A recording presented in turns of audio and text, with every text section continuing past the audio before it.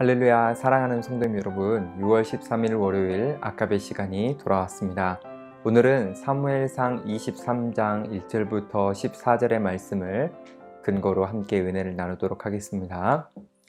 우리는 살다 보면 어려운 일을 만나게 됩니다. 하나님의 뜻대로 살려고 하다 보면 더 고난이 있는 것 같습니다. 그럴 때 우리는 어떻게 그 삶을 해석해야 할까요? 낙심될 만한 상황을 만날 때 우리는 그것을 어떻게 해석을 해야 할까요? 오늘 말씀을 통해 우리의 삶을 어떻게 해석해야 되는지를 살펴보면서 우리 모두 낙심하는 삶이 아니라 기대하는 삶을 살 수 있기를 소망합니다. 사울과 다윗은 쫓고 쫓기는 긴박한 추격전을 계속해서 이어갔습니다. 당시 다윗은 사울을 피해 헤렛수풀이라는 곳에서 머물고 있었는데 한 소식을 듣게 됩니다. 그 소식은 블레셋이 그일라 지역을 쳐서 타작마당을 약탈했다라는 소식이었습니다.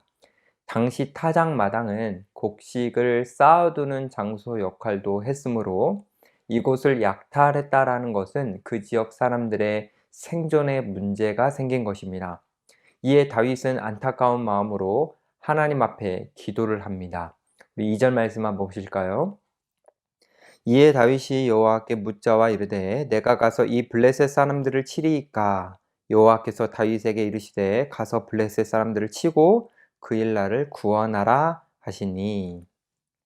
다윗은 하나님께 어떻게 하면 좋을지 물었고 하나님은 다윗에게 가서 싸워서 그일라를 구원하라고 말씀하셨습니다. 하나님은 왜 쫓기고 있는 상황을 경험하고 있는 그 다윗에게 가서 싸우라고 하셨을까요? 하나님은 왜 지금 쫓기는 상황에 있는 이 다윗이 이 소식을 듣도록 하셨을까요? 이유는 하나님께서 다윗을 구원자로 선택하셨기 때문입니다. 하나님은 다윗을 구원자로 부르셨기 때문입니다. 비록 지금 그는 초라한 모습이지만 후일에 이스라엘을 구원하는, 전체를 구원하는 구원자가 되도록 하나님께서는 그를 이끄실 것이기 때문에 하나님은 다윗에게 가서 싸우라 라고 말씀을 하신 것입니다. 다윗과 함께 했던 사람들은 이 하나님의 말씀에 의문을 품었습니다. 그 다윗과 함께 했던 사람들은 용사들이 대부분 아니었기 때문에 블레셋과 싸우는 것에 두려움을 가질 수밖에 없었죠. 또한 블레셋과 전투를 하다 보면 사울 왕에게 발각될 수 있었기 때문에 그일라를 도와주는 이 일이 위험한 일이라고 생각해서 의문을 가진 것입니다. 그래서 다윗은 다시 한번 하나님 앞에 물었습니다. 그러자 하나님은 그일라를 다윗에게 넘겨주신다라고 약속을 하셨습니다. 그래서 다윗은 이 하나님의 약속을 믿고 하나님 말씀에 순종을 하게 되죠. 생각을 해보면 다윗은 쫓기는 신세입니다. 그의 인생은 순탄하지 않았습니다. 그의 앞에는 고난이 계속 있습니다. 그럼에도 불구하고 자신은 그 고난을 자신 마음대로 해석하지 않았습니다. 그 고난을 바라보면서 하나님이 나를 버리셨다라든지 하나님이 나를 외면하신다라든지 이런 식으로 해석하지 않았습니다. 다윗은 고난 속에서 하나님이 자신을 사랑하신다라고 생각을 했고 그래서 편안한 궁전에서 생활을 하지 못해도 특별히 광야에서 고통 속에 있어도 하나님께서 자신을 선하게 인도하신다라는 것을 믿었습니다. 그래서 그는 계속되는 고난의 삶에도 낙심하지 않고 자신의 삶을 잘 해석하여 자신이 해야 될 사명을 감당했습니다. 다윗은 자신의 삶을 잘 해석했는데 다윗은 어떻게 자신의 삶을 잘 해석할 수 있었을까요? 그 방법은 무엇일까요? 그렇다면 우리는 우리의 힘든 삶을 어떻게 해석해야 할까요? 다윗은 하나님과 관계 속에서 자신의 위치를 분명히 알았습니다. 하나님은 자신에게 왕이시고 자신은 하나님의 종이라는 그 위치를 분명하게 기억했습니다. 그래서 하나님과의 관계 속에서 자신의 위치가 명확했기 때문에 세상 속에서의 자신의 위치가 막연했어도 괜찮다라고 생각을 했습니다. 우리도 하나님과의 위치를 분명히 하면 우리가 세상에서 어떤 위치에 있든지 낙심하지 않을 수 있게 되는 것이죠. 성도님 여러분, 만약 우리가 세상에서의 위치로 낙심을 하고 있다면 우리는 먼저 하나님과 자신의 관계 속에서 내 위치를 생각해 봐야 합니다. 만약 하나님이 나를 대접해 주셔야 나도 하나님을 대접하겠다라는 생각과 행동을 하고 있다면 그것은 우리가 종으로서의 마음을 갖고 있는 것이 아닙니다. 하나님과의 같은 위치에 있는 것이죠. 그런데 다윗은 자신의 위치를 분명히 하여서 항상 하나님의 뜻을 물었습니다. 왜냐하면 자신이 종이기 때문이죠. 그래서 하나님의 뜻을 물으며 행동했기 때문에 그는 늘 하나님의 함께 하심을 누릴 수 있었습니다. 다윗은 하나님의 말씀에 따라 그일라라는 곳으로 가서 블레셋과 싸워 이기게 됩니다. 그래서 그곳에서 하나님의 말씀대로 그 주민들을 구원하게 되었습니다. 이때 소식을 듣고 있던 사람들, 그리고 그것을 경험하고 있던 사람들, 많은 사람들이 다윗을 향해서 좋은 마음을 품었겠죠. 멀리서도 이 소식을 듣고 있던 사람들이 다윗을 향해서 모여들었습니다. 그 중에는 아비아달 제사장이 있었습니다. 그는 하나님의 뜻을 물을 수 있는 에봇을 가지고 다윗에게 왔습니다. 그러던 중 뜻밖의 일이 생겼습니다. 다윗에게 도움을 받았던 그일라 사람이 배신하여서 사울 왕에게 다윗의 위치를 알려준 것입니다. 그래서 사울은 다윗 성 안에 있으니 자신이 찾아가서 군대를 이끌고 가서 공격을 하면 다윗이 도망가지 못하리라 라는 생각을 했습니다. 그래서 백성들을 모아 많은 군대를 동원하여 다윗을 추격하려고 했습니다. 원래 사울이라는 인물은 이런 일을 하면 안 됩니다. 사울은 하나님께서 자신에게 주신 사명에 집중해야 됩니다. 그 사명이란 이스라엘 백성들을 구원하는 일이죠. 그런데 하나님이 주신 사명이 아니라 자신이 원하는 일을 집중하고 있습니다. 사울은 이스라엘을 블레셋에서 구원하는 일에 관심을 갖지 않고 자기의 욕망대로 행동했던 거죠. 왜 이렇게까지 사울이 되었을까? 하나님과 자신과의 관계 안에서 위치 파악을 하지 못했기 때문입니다. 자신이 하나님의 종이 아니라 마치 하나님과 나란히 있는 존재처럼 여긴 겁니다. 그래서 하나님 앞에 물어보지도 않고 행동하는 것이죠. 그가 하나님 앞에 묻지 않고 행동한다는 것은 이미 자신의 생각과 하나님의 생각을 동일시하고 있는 것입니다.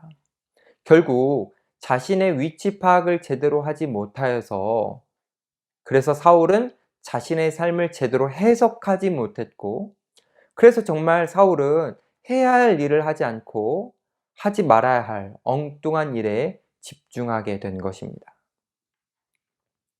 사울이 대규모 군대를 동원하여서 다윗에게 가려고 했기 때문에 이것은 자연스럽게 다윗에게 알려질 수밖에 없었습니다. 그래서 다윗은 얼마 전에 합류한 제사장 아비아달에게 에봇을 가져오라 해서 하나님의 뜻을 물어보았습니다. 다윗의 지금 마음속에는 사울이 자기를 잡기 위해 그일라 성읍을 공격할 것이라고 생각을 했습니다. 그래서 그 공격을 받는 그일라 사람들은 그 사울의 위협에 굴복하여 자신을 배신할 것인지 하나님 앞에 물어보았습니다. 그러자 하나님은 다윗에게 그일라 사람들이 다윗을 배신할 것이라고 알려주셨습니다. 다윗은 어느 정도 예상은 했을 것입니다.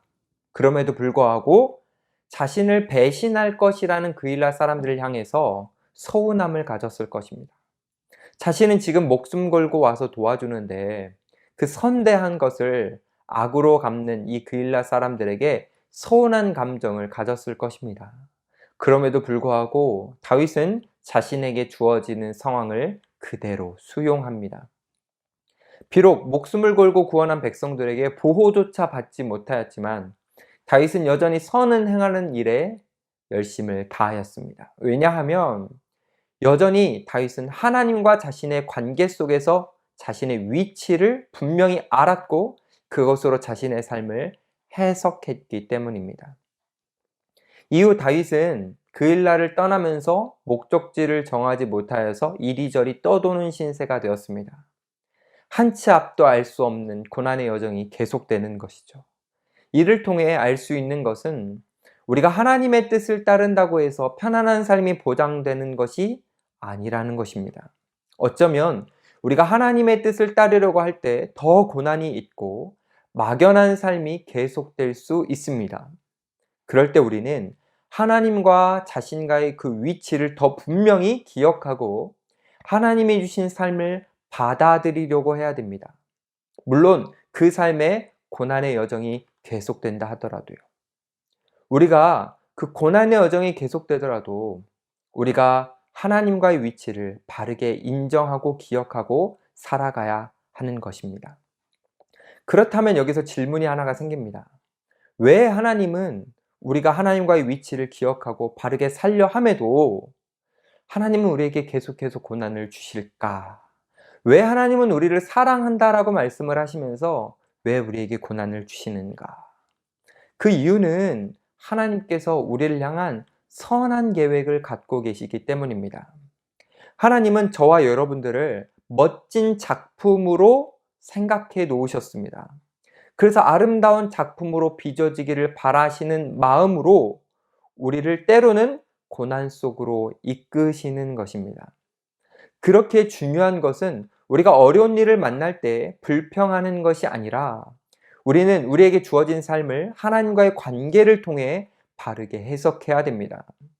하나님과 자신의 위치를 분명히 하고 왕이신 하나님께서 선하신 주님께서 우리를 선한 길로 이끄심을 분명히 받아들인다면 우리는 어느 순간 아름다운 작품으로 하나님이 빚어주심을 보게 될 것입니다. 이러한 삶은 우리 홀로 감당하는 외로운 삶은 아닙니다. 감사하게도 이 삶은 주님이 먼저 사신 삶입니다. 세상의 모든 것을 가지실 수 있는 예수님께서 하나님과 자신의 위치를 분명히 하시며 예수님은 겸손하게 그 고난의 삶을 받아들이셨습니다. 그래서 예수님은 자신이 원하는 일, 하고 싶은 일이 아니라 하나님이 맡겨주신 일, 하나님이 명령하신 일, 그 해야 될 일에 집중하셨습니다. 그러므로 말미암아 우리는 주님으로 인해 모두 구원받는 은혜를 경험하게 된 것이죠. 마치 그 일날 사람들이 하나님 앞에 충성된 다윗을 통해 구원받았던 것처럼 우리 모두는 예수님을 통해 구원받게 된 것입니다. 사랑하는 성도님 여러분, 우리는 어떻게 살아가야 할까요? 우리는 주님을 따라서 살아가야 합니다. 때로는 우리의 삶에 서운한 일이 있을 수 있습니다. 때로는 답답한 상황이 계속될 수 있습니다. 그렇지만 우리는 하나님과 우리 자신의 위치를 분명히 기억하고 우리의 삶을 하나님과의 관계로 해석하여 살아가야 됩니다. 그래서 고난의 삶을 받아들이고 하나님의 뜻을 따라 선을 행하여 끝까지 살아간다면 우리는 하나님의 보호하심과 만져주심을 날마다 누릴 수 있게 될 것입니다. 우리 마지막으로 14절 말씀을 함께 보겠습니다. 다윗이 광야의 요새에도 있었고 또 광야 산골에도 머물렀으므로 사울이 매일 찾되 하나님이 그를 그의 손에 넘기지 아니하시니라. 아멘. 하나님의 손이 우리의 인생을 붙잡아 주셔서 우리가 악한 세력의 손에 넘어가지 않도록 하나님이 도와주실 것입니다. 그러니 우리는 날마다 하나님과의 관계로 우리의 삶을 해석하며 주님을 위해 살아가면 좋겠습니다. 그러다 보면 훗날 우리가 주님의 작품으로 아름답게 빚어졌다라는 것을 느끼게 될 것입니다.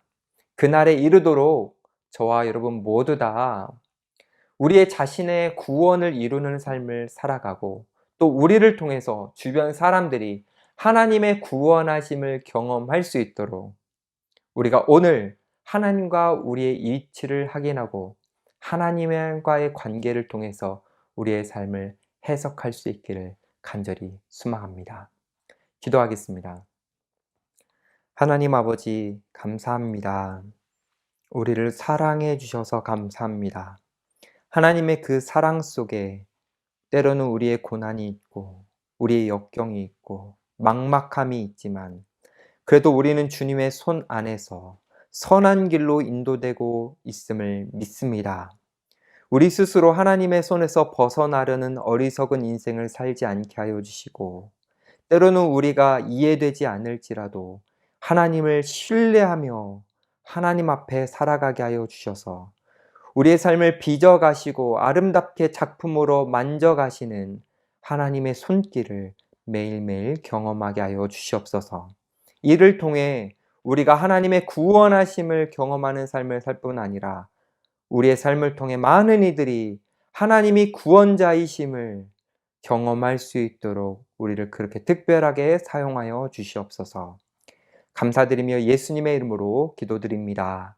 아멘. 감사합니다. 내일도 하나님의 말씀으로 만나면 좋겠습니다. 수고하셨습니다.